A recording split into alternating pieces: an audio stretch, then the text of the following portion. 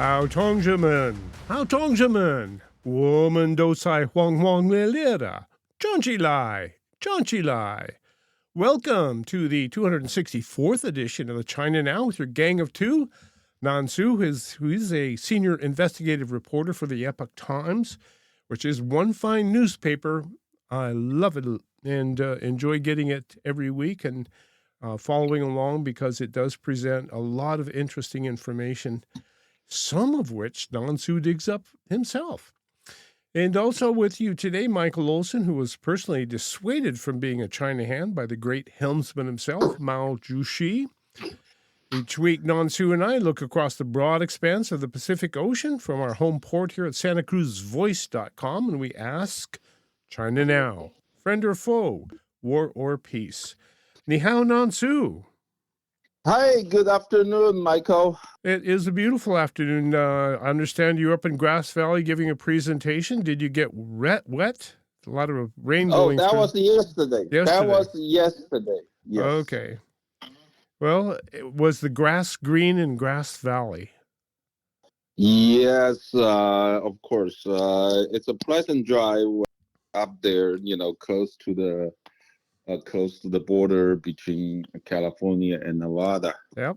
Well, ladies and gentlemen, we're going to talk about how the CCP is dialing up the threats against Japan. We're going to be, will there be a rare earth Thanksgiving deal? Might even be a Thanksgiving meal deal, if we can get the rare earths. China's muted launch of the Fujian. The CCP is trying to steal the new internet. And also, we're going to talk about BYD's D-chain financing collapse, which is a big story. In the second hour, we're going to take on a story about Xi Jinping's silent scream at losing a lot of money, $15 billion. Poof, gone. And that was quite a shock. And it's got the internet in China abuzz at Xi Jinping and how Xi Jinping managed to lose all that money. And not looking good for Xi Jinping. And also talk a little bit about what we can do to counter China's never-ending unrestricted warfare against the United States. It seems like whenever we turn around, China is someplace pushing and shoving and doing something to displace us in favor of itself. So what can we do with a country that's always kicking sand in our face? Talk about that in the second hour as well. So much to talk about. So I guess the best thing to do is just jump right in and start talking. And I guess the first story we're working with is the story about Japan. And China's Ministry of Culture and Tourism issued a bulletin on Sunday to solemnly remind Chinese tourists that they should avoid traveling to Japan for the foreseeable future, alleging that their safety cannot be guaranteed. The bulletin followed a travel advisory from the Chinese Foreign Ministry on Friday, warning of unstable public security in Japan and multiple illegal and criminal incidents targeting Chinese nationals since the beginning of this year. There does seem to be a lot of anti-Chinese sentiment throughout the Asia-Pacific region. I don't know what's going on, but maybe people are just getting tired of having sand kicked in their face. At any rate, the Chinese ministry says the atmosphere surrounding people-to-people exchanges has severely deteriorated, posing serious risks to the safety of Chinese citizens. The travel warnings are part of China's rapidly escalating diplomatic feud with Japanese Prime Minister Takashi Sanai, who enraged Beijing 10 days ago by telling the Japanese parliament that a potential Chinese invasion of Taiwan would seem as a situation to be threatening of Japan's survival. Now, that's a pretty gutsy thing for the Iron Maiden of Japan to put on the table, don't you think, Nansu? Yeah, I think it's just a bunch of lies put up there on the table by Beijing. It's the same tactic they used to deal with Taiwan before. Uh, that I think back in 2012 when Taiwan's president Tsai Ing-wen, the female president, was the first elected. Uh, China used the same tactic. They cut off the tourists uh, from China who will want to visit Taiwan. They cut it off, and they stop buying pineapples and bananas from Taiwan because those are the main exports Taiwan to mainland China. So it's trying to threaten Taiwan, so they will not uh, uh, to stop Taiwan's president from the growing pro-independence move Right. that Taiwan was towards to. Now that the Takaichi, right after she became the prime minister of Japan, she basically she claimed herself as the excellent student of a Shinzo Abe, right? Abe back in 2007, designed the whole Indo-Pacific strategy, which was adopted by Trump administration during Trump's first term, uh, dealing with China. So now that she just basically said, if Taiwan is in trouble, so is Japan. So that was the first claim by Shinzo Abe, and she just repeated Shinzo Abe, the former prime minister's statement, and she basically it was just like just like 2 weeks ago, she openly said that if China invaded Taiwan and we talked about it last week a little bit actually. Yeah. Well, that's when we picked up the story pretty much right after. Right. So if China invaded Taiwan, then Japan will militarily intervene. And also, she's pushing in Japan. She's pushing for the revision, the amendment of the Japan's peace constitution. It used to be written, and right now it's still written in Japan's constitution. Japan will not process. I'm sorry. Japan will not possess, will not manufacture, and will not invite any nuclear weapons in Japan. So now she's trying to push for an amendment of constitution. So just get rid of the item that Japan will not invite the nuclear weapon. So basically, she wanted the United States to send a nuclear weapon to Japan. So that's what she's doing. Basically, she's in a big move trying to have Japan to get to the position of fully prepare for any major war that could take place in the Western Pacific. Well, it is a sea change, really, in Japanese political thought that they would amend their pacifist post war constitution to include the capability of carrying nuclear weapons. I was actually once in a anti-nuclear riot in Japan because the ship I was serving aboard, had nuclear weapons, and the Japanese people were very upset about the fact that that might be true. They didn't know for certain, but they suspected it. So I happened to be out in the villages, and all of a sudden I found myself on the run. But now it's changing, and it's changing because they see China as a threat. If it invades Taiwan, they see it as a threat to Japan, and it most likely would be. Well, U.S. State Department came forward today actually support Takaichi, and we gave strong support to Takaichi, and actually the State Department praised Prime Minister of Japan for her recent actions. Now, she's happily modeling herself after the Iron Maiden of England, Margaret Thatcher, right? Yep. And maybe that's what we need over there. Yeah, basically that's what the U.S. State Department says. They officially recognize and express support for Japanese Prime Minister Takaichi and the U.S.-Japan alliance under her leadership. So I think this is good. I think we need to give her a very strong support. I can't see any reason why not to. If you want to maintain some kind of status quo in the Asia Pacific waters over there, it seems like you need Japan. And also, it was just the U.S.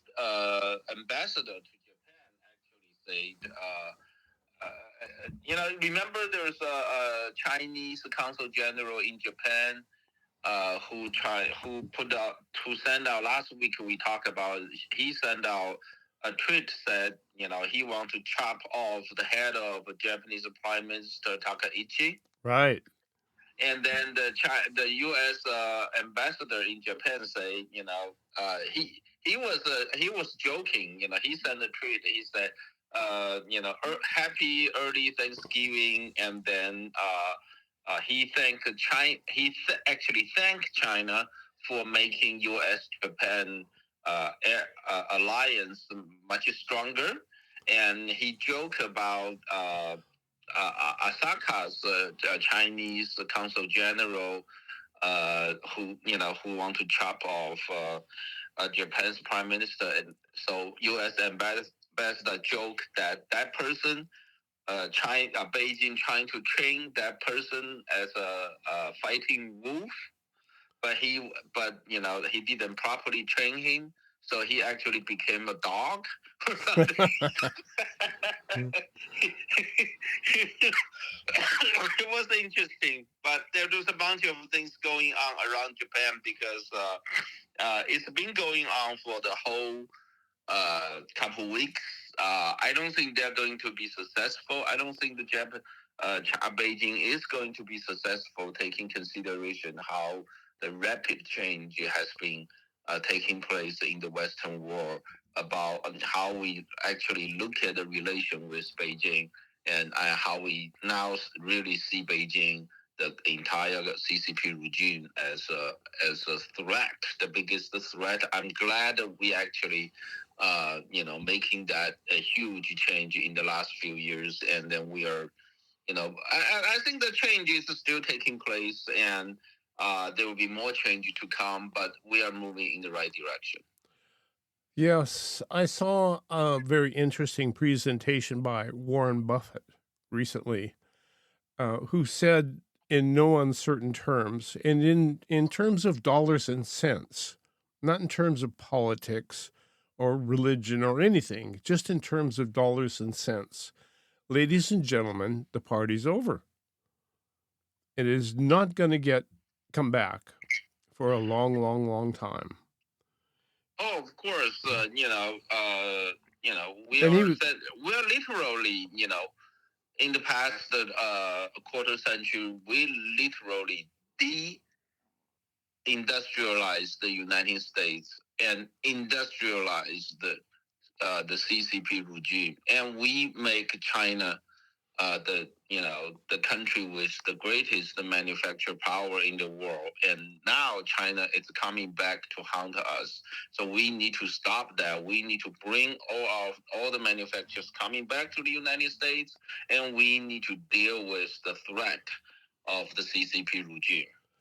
Now we have a little lady in Japan, Takaichi Senai, who is kicking sand in the big bully's face. How do you think this is going to shake out? Because it would seem like this is something that China simply can't abide by. It doesn't matter, Takaichi's support in Japan now is like still 69.9%. It's very high. Uh, although some of them have more, maybe there are, in many different areas. This is the combined supporting rate, but her China approach is like half and half, but still, the overall supporting rate that she enjoys right now, it's even higher than uh, Shinzo Abe. So I think she's going to work with us, work with the United States. Now, when Trump visited Japan before he and his team went to South Korea to attend the Asian Pacific Summit, where he met with Xi Jinping. Before that, he made a stop in Japan, in Tokyo, and there's Hagsays, Scott Basin, uh, Rubio, uh, and then what was the Susie, the White House Chief of Staff, um, and then also the trade representative. All of them are there. I think that uh, Secretary Hexas had a joint news conference with Japan's Secretary of Defense, and they came out very strong on China. Both of them made a very strong statement to defend the peace. That's what we need to do. So I think that's a great move. And I think it's really great to have the little lady Takaichi Sanai stand up and against the big bully, because it really is a great uh, rallying cry for other leaders of the Asia Pacific to stand up and resist as best they can, because China knows how to push really hard, and Yeah. and that's what it does. And speaking of pushing real hard, Xi Jinping did not push really hard when he met with President Trump in South Korea. He seemed to fold and give Trump pretty much everything he wanted, which was rare earths. And U.S. Treasury Secretary Scott Bessent said recently that a rare earths agreement with China could be finalized, hopefully, by Thanksgiving. So, subsequent to those talks in South Korea, we're waiting for the deal to come through. Now, the other thing he agreed to was to buy more soybeans from American farmers. Now, I know that he started to buy soybeans, but then that purchase kind of petered out, and he's not buying so much soybeans now. Or maybe that is. Well, that's just to make up the. It's just to realize what they promised us, what CC promised us back in 2020 when Trump left the White House. When Trump left the White House, just right before Trump left the White House, at the end of his first term, U.S. and China signed the second phase of trade negotiation tariff deal. The second phase of trade negotiation for the United States to lower the tariffs for 120 billion total imports from China. The tariffs lower from 15% to 7.5%. But as a return, the China will purchase 200 billion. $200 billion worth of farm goods and products from the United States. And I think that during Biden's turn, Biden didn't really enforce that deal. So China didn't really buy. Didn't really. I think China bought probably around 60 billion. It's a lot lower than what they promised. So now Trump coming back to the White House, trying to have China to keep that what they promised back in 2020, and now that they, in order to do that, he ended up negotiating with Xi Jinping on October 30th in South Korea, and then they say they're going to buy, but I don't think never going to keep that promise because I think they already overbought too much of soybeans from Brazil and other South African countries, and maybe Peru, and maybe Brazil, and then I don't think they will have enough warehouse to store them if they do. So I think all these negotiations, think about that way. Trump and Xi Jinping walk away from that meeting in South Korea, didn't even sign anything. And I think Trump already learned enough from Beijing's leader. He know it doesn't matter if signed or not signed. It doesn't matter if it's signed before Thanksgiving or after Thanksgiving, or you will never sign. It doesn't really matter to me because it can be changed anytime, any day, any month. So those promise from Beijing, it really meaningless. So basically, as long as they don't, uh, as long as China can still sell the rare earth to us, then that's fine. If any day they stop. If China stops selling the rare earth to us, just immediately put another 100% tariffs. I think that's the best scenario we can get. Instead of making any agreement or sign anything, it doesn't really matter. Because they generally don't keep their word anyway. Do you think? That's right. In the past, China joined WTO 2001, and they never keep any promise ever since in the past quarter century. Why do we need to trust them? Trust anything that Beijing promised us? So I think it's the best thing to do and the most effective way of dealing with Beijing is to put like 100% tariffs on the wave that as our nuclear weapon. Anytime if they want, they want to say cut off the rare earth, if they want to do something stupid, just give them 100% tariffs. That will stop them. Well, I guess that's what you do with a wayward child, right?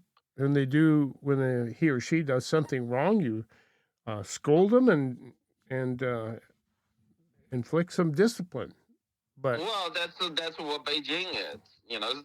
Just look at what they have been doing. I mean, the consul general in Japan from China actually openly make a written threat that he wants to chop off the head of a Japanese prime minister. What kind of diplomats from any country will do these kind of stupid things? and the real sad thing is it probably would, because then they could sell the head, right? And Beijing never make any apology for that. Afterwards, there was many foreign media in Beijing asked the spokesperson of China's foreign minister, foreign spokesperson of China's foreign ministry, and they make no they make no zero. They make absolutely no apology for the stupid statement. Well, because perhaps they weren't sorry for doing it. That's probably why.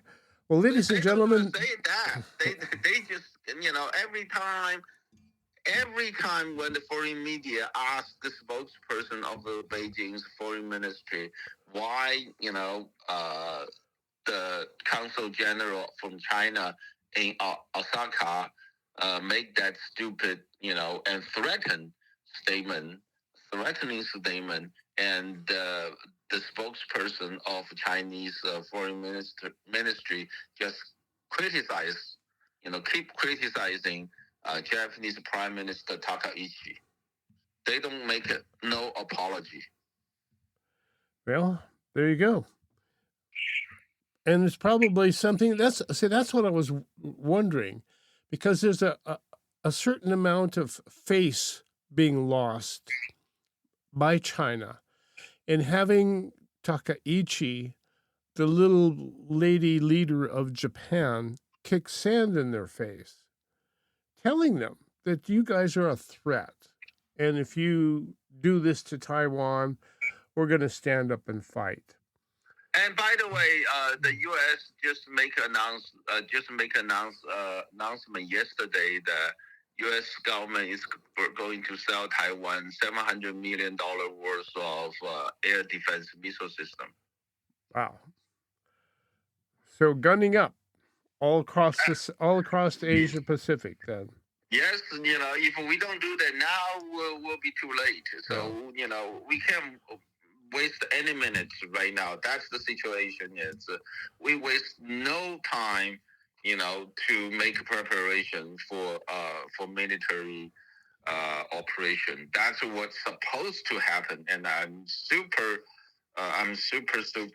happy seeing how we are preparing for the build-up of our military strength in the Western Pacific. I think this is what we're supposed to do to save the lives of American men and women in service. Save their lives.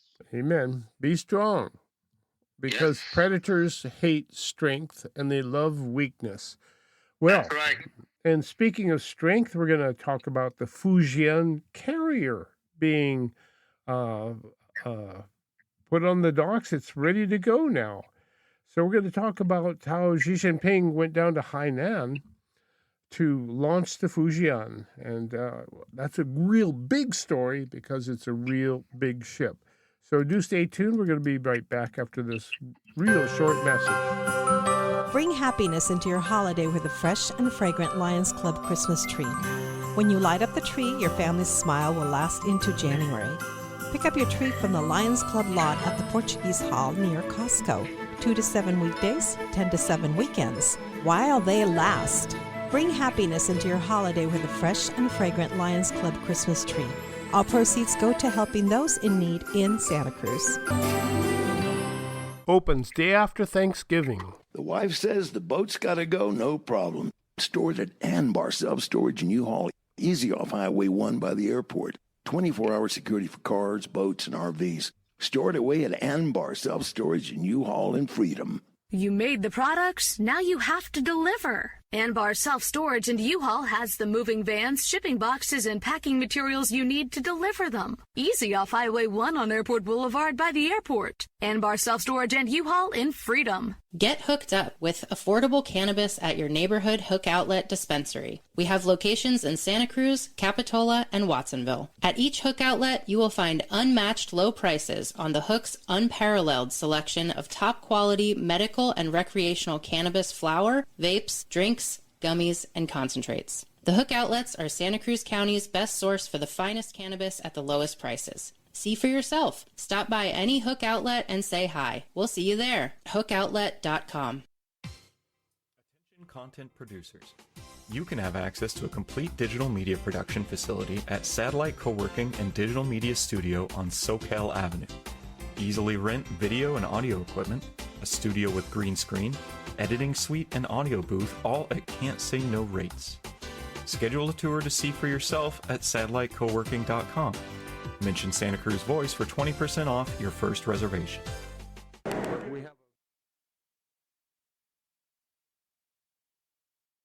Welcome back. This is China Now, 中国现在，我们为了来的。Well, Nansu, a very big story. The Xi Jinping got to launch his Fujian aircraft carrier. And of course, the most interesting thing about the Fujian, in my estimation, is its name, the Fujian, because Fujian comes from Fujian province, which is right across the straits from Taiwan, which is where Xi Jinping served a substantial period of time as a young Chinese commie. Well, I got to wondering, do you think serving as he did in Fujian helped crystallize his desire to take over Taiwan, Nansu? Yes, I do. I think that's it's a clear message, but I believe he does want to keep low tune for the standoff. Now, Fujian has been testing water for, has been doing the testing navigation for a couple years now. So So they are just Xi Jinping was just there to sending off formally into the service. Mm-hmm. But it was a muted ceremony in many respects, or at least according to press reports from the scene. The commissioning ceremony was noticeably scaled back, and the Chinese Minister of Defense didn't even mention it in their press briefing. So what gives? Because the last time they launched a carrier, there were 5,000 people that showed up, and at this occasion, only 2,000. And there were far fewer senior government and military officials that showed up. Aside from Xi, only Tsai Chi showed up from the Politburo. And Tsai Chi always... They are on their way back, from Asian Pacific meeting in South Korea. They're on their way back. Before Xi went back to Beijing, he went to Hainan Island first. I think that Xi was there trying to, the way that she handled it, it's really trying to lower the temperature, because the whole situation in this, they don't want to drag a lot of attention to Hainan. Now, I think, Xi Jinping was in Hainan to, first of all, the number one reason he's in Hainan is to celebrate the coming like a tariffs-free province. They're going to make Hainan. Hainan is a big island. The size of the island is about pretty much the same with Taiwan. And then that island is in South China Sea, not like Taiwan. Taiwan is it's like not even in the South China Sea. Taiwan is a little bit north of, in the north of South China Sea, while Hainan is actually in the South China Sea. So, what Xi Jinping proposed to do was to make Hainan a tariff-free island. It's a province. Hainan is also a province. Okay, right. So Xi Jinping trying to build Hainan in the last several years, trying to make Hainan a tariff-free province, and based on the original plan, I think December, I believe December 17. I forgot the exact date in December. Basically, next month, they are going to start that. Basically, Taiwan, Hainan province is going to take off as a tariff-free province. So they are, Xi Jinping is there to celebrate. It's a ceremony. That's much. They basically, Xi Jinping's whole group is there to celebrate, to kind of send the Hainan province, launch the Hainan province as a tariff-free. Now, my own analysis is that they purposely try to keep a low tune for the send off of Fujian, but however, trying to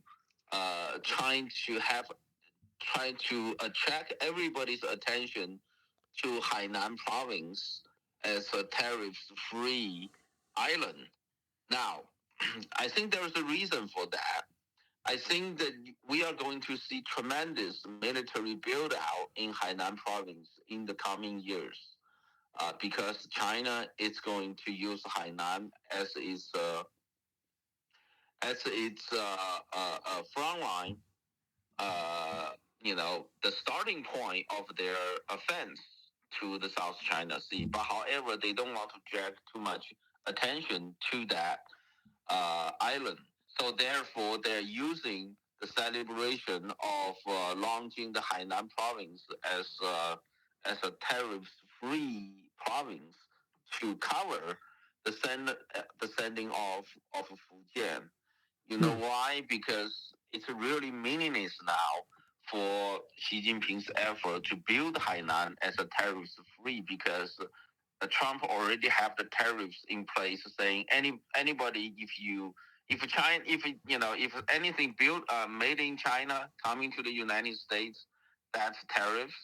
And if anybody else, like Vietnam or any other countries, trying to, have the things, shipped from China to those countries, and then sent to United States, that's like Vietnam, it's like a 40%, another 40% of the tariffs. So I think it's meaningless now, uh, after Trump tariffs to China in place.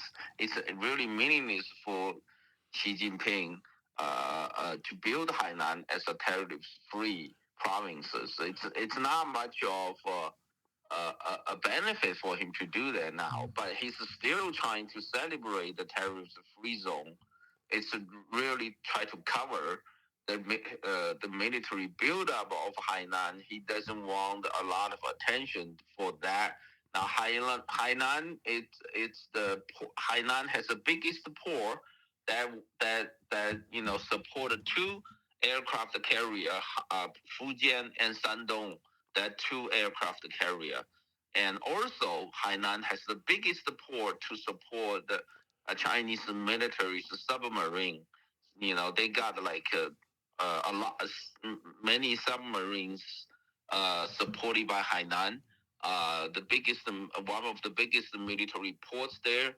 So they trying to keep those things low tune. But I think Xi Jinping is trying to build Hainan somehow, equal to Guam of U.S. military.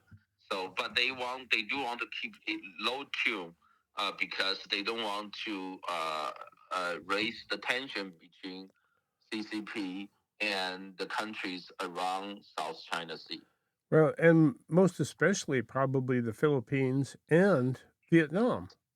Yes, well, they don't mind. They don't care about Philippines because that's what they're doing every day. Yeah. But I think they want to keep it low tune to so that they don't raise the tension between China and Vietnam, China and Indonesia, Malaysia, one line, and even Taiwan. So they want this thing to be low tune because it's mainly because the Southeast Asian nations, because the Asian nations, there are 10 Southeast Asian nations. They all really, really worry about the Chinese military buildup in the South China Sea. But now China is really trying to speed up the military buildup, but mainly focusing on Hainan. So that's why they really trying to, trying to make people not really pay much attention to Hainan's military buildup. That's why most of the military think about that if they got like 10 or 15 military generals attending that send off of Fujian, that will immediately raise a lot of attention from the Asian countries, that's from the Asian nations around South China Sea. But however, if only Xi Jinping, I think that Xi Jinping and one military general that's the vice chairman of the Chinese Military Central Committee, Zhang Senming, he went there. That I think he's the only one went there, and then a couple others, lower ranking officers. And Tsai Chi also went, but Tsai Chi always goes where Xi Jinping goes. Yeah, Tsai Chi, because Tsai Chi follow Xi Jinping to South Korea, right? Yep. Attending the APEC meeting. So they both on their way back to Beijing. So on their way back to Beijing, they make stop in Hainan province. So that's what they did. Well, there's a couple very interesting notes in the press with respect to the Fujian. One of them is the fact that what makes the Fujian so big in the eyes of China is that it has an electromagnetic catapult. The only other electromagnetic launcher, right? Yes, that's similar to what Ford has. Yep. Ford carrier has. And there's only 2 ships in the world that have that. And one is the Fujian, and the other is the USS Gerald Ford. Now, it was interesting comments in, I think it was Epoch Times, with respect to the Fujian being in kind of a tough shape right now, to not really launching a lot of airplanes. It's said to have launched 3 airplanes and recovered them. But there seems to be some issues related to the electromagnetic catapult. And the comments were such that, well, when the Gerald Ford was launched with its electromagnetic catapult, Xi Jinping immediately halted production on the Fujian and ordered a refit to have a electromagnetic catapult, just like the Ford. And of course, that meant that they had to redesign the Fujian from pretty much middle of production, and you had to put a different kind of catapult in to suit Xi Jinping. And it's not working so well. And that's why the Fujian is not out strutting its stuff. And the comments were also that the Ford went through the same thing. The Ford was launched in 2017, but wasn't fully operational for 5 more years. It took that long to work the bugs out. And so at any rate, China is building another carrier, and in doing so is kicking off quite a weapons race throughout the South China Sea and Asia Pacific area. India has 2 carriers and is building a third. Japan is modifying its helicopter carriers to serve F-35s. Indonesia is buying a retired Italian carrier, and South Korea is considering building a carrier of its own. So everybody in the Asia Pacific area is looking at China and thinking, wow, we better do something. So building their own carrier. So soon, the South China Sea, I guess, will be a lake of floating aircraft carriers. Well, say now keep in mind, that's why I say Hainan is so important. Hainan, it's very important. It's an island as big as, as Taiwan. It's only like a little tiny bit smaller than Taiwan. It's almost the same size as Taiwan. And then they don't have many population. They don't, the very low population in Hainan, and they have a lot of military facilities in Hainan, and they're quickly building it up to make it become like and military. The whole island become a whole military facility, like what Guam is. That's what they're doing. So that's why they don't want anybody to really pay attention to their military build-up, because China want to keep a good relation with Asian nation. This Asians Association of Southeast Asian nations. That their organization have like 10 countries, and it's the biggest trading partner of China nowadays. Even bigger than EU. EU. The bilateral trade relationship between China and EU is actually the scale. It's smaller than the bilateral trade relationship between China and Asian nation, and Asian, the South Korea, right. Southeast China nation, Southeast Asian nations. That that 10 or 11 countries, they are the number 1 trading partner of China. So, and that's why Xi Jinping want to keep it really low tune when they send off their Fujian from Hainan port. Well, Hainan is a big, huge, like you say, it's a big, huge island, and it's kind of like it hangs off the southern coast of China, Yes. blocking the Philippine Sea, blocking the South China Sea. It's just like a giant fortress right there. And Yeah. yeah, so it's going to be interesting to see how that shakes out. So, with respect to all of the carrier building, um, and China's got the ship making capacity to beat everybody. So it's going to be interesting to see how all of this shakes up. But does China have the wherewithal to build a lot more carriers like the Fujian? Does it still have the money to do that? That's an interesting concept too. Yeah, well, I think because it doesn't really make much sense for Hainan become a tariff-free zone anymore. Because because think about this, there's no other country will go there to make because the United States is the biggest market. So whoever go to China, see the original idea is whoever go to Hainan because that's a tariff free zone. You go there, it's like you're not even inside the custom of China. You're outside of a custom China.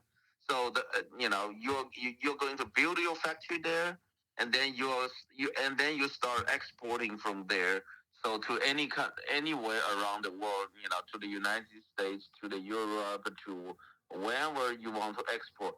But now, since U.S. has as the biggest market in the world, that's put the tariffs on everything from China, then there's no other country want to go to Hainan to build their factories anymore because you build a factory there out in the tax tariffs free zone. So what? You can't send anything to the United States, the biggest market.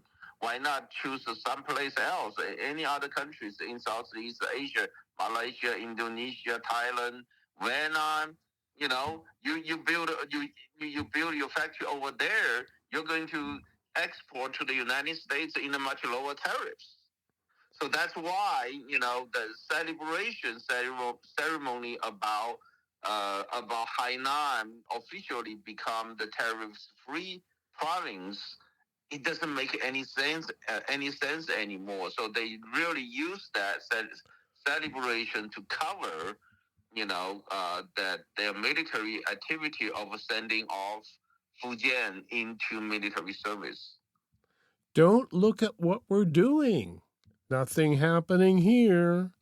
That's right. I think that's the way it is. I know there's a lot of commentators. They say, "Wow, there's no military generals going there to join Xi Jinping," meaning Xi Jinping lost control of Chinese military. I think I think there's a lot of commentators about China still, keep the same mentality of our past 20 some years, thinking China, we don't have to do anything. China will just change. In the olden days, our mentality was as long as we, help China become richer, then someday China CCP will change itself. Nowadays, the mentality changed to, one day the CCP will all collapse by itself. They'll fight against each other. They will it's the same direction of a mentality. I don't think they're getting anywhere. It's not realistic. The only realistic thing now we need to do is to build up our military strength, and Japan's, and Taiwan's, and And the South Korea's, Philippines. Yes. And the Philippines. Yes. and the Philippines, and Australia, and Yeah. New Zealand. If they want to do that. So that's the most important thing. Instead of thinking, China will just all collapse one day and everything, and all of a sudden we're just fine now. We don't have to go to war, and then we don't even have to worry about anything anymore.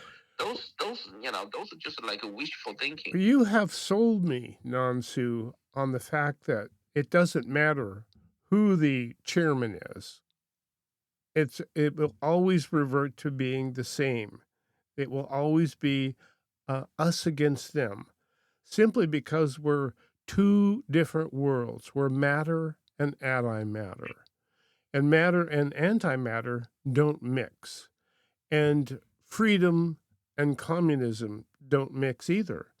You can have one or you can have the other, but they don't mix.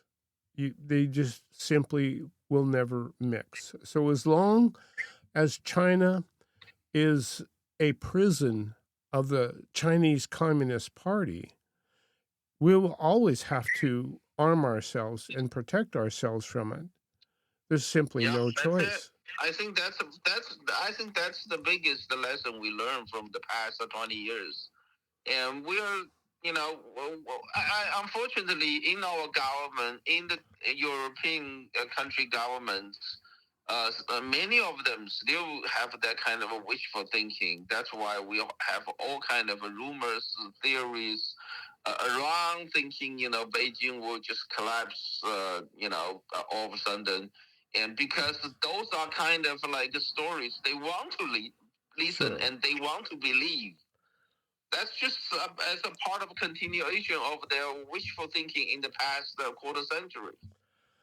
Well, ladies and gentlemen, that's been pretty much the first hour of China Now today, the 264th edition of China Now. When we come back, we have some great stories. We're going to look at how the CCP is trying to steal the new internet, which is called the Outranet.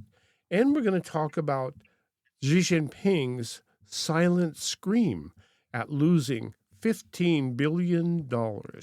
And guess who took it from him? That's why he's screaming. This is China Now with your gang of two, Nan Su and Michael Olson. And we want you to hang in there with us for 6 minutes and we come back with these exciting stories. So do stay tuned. We will be right back. 再见，好同学。